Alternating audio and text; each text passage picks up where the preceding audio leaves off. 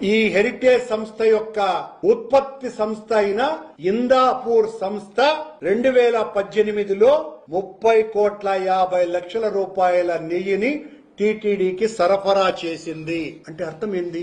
ఇందాపూర్ సంస్థ టీటీడీకి ఎప్పుడైతే చంద్రబాబు నాయుడు గారు అధికారంలోకి వస్తారో అప్పుడు వస్తున్నది. వచ్చినటువంటి ఇది గతంలో నిందితుడుగా ఉన్నటువంటి డైరీ సంస్థలతో కూడా మిలాఖాతై సరఫరా చేసింది. చంద్రబాబు గారు ఏం మాట్లాడుతున్నారు? 300 రూపాయలకే నెయ్యి ఎలా కేజీ వస్తుంది అని చెప్పినారు. మీ ఉత్పత్తి సంస్థ అయినటువంటి ఇందాపూర్ సంస్థ ఈ రకంగా సరఫరా చేసింది అన్నటువంటి విషయం లోకానికి బహిర్గతం అయ్యింది కదా.